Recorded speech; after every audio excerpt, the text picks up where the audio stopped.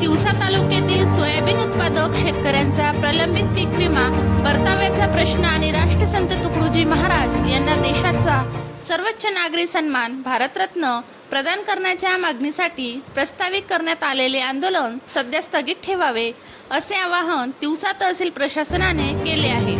प्रशासनाच्या या भूमिकेमुळे तालुक्यातील शेतकरी, गुरुदेव भक्त आणि सामाजिक कार्यकर्त्यांचे लक्ष या घडामोडीकडे वेधले गेले आहे।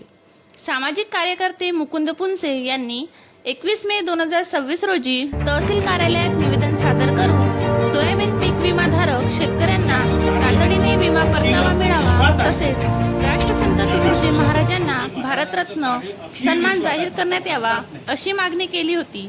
शासनाचे लक्ष वेधण्यासाठी 5 जून पासून तहसील कार्यालयासमोर उपोषण व आंदोलन करण्याचा इशाराही देण्यात आला होता। दरम्यान आज संतप्त शेतकरी व गुरुदेव भक्तांनी एकत्रित येत तहसीलदारांच्या दालनात जवळपास तासभर ठिय्या आंदोलन केले। आंदोलनकर्त्यांनी शेतकऱ्यांचा न्याय मागण्याकडे शासनाने तातडीने लक्ष देण्याची मागणी करत प्रशासनाकडे आपली भूमिका ठामपणे मांडली। या संदर्भात तहसीलदारांनी दिलेल्या पत्रात नमूद केले आहे की तिवसा कृषी अधिकाऱ्यांकडून प्राप्त झालेल्या अहवालानुसार सोयाबीन पीक विमा परताव्याबाबतची कार्यवाही सुरू आहे। तालुक्यात अनेक शेतकऱ्यांनी पीक विमा योजनेचा लाभ घेतला असला तरी विविध तांत्रिक व प्रशासकीय कारणामुळे परतावा वितरणास विलंब झाला आहे।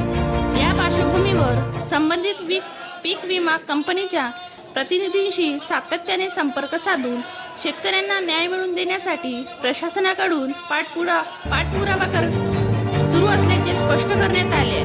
तहसीलदारांनी आंदोलनामुळे कायदा व सुव्यवस्थेची परिस्थिती निर्माण होऊ नये याची जाणीव करून देत आंदोलन स्थगित ठेवण्याची विनंती आंदोलनकर्त्यांना सादर केलेल्या पत्रातून केली आहे।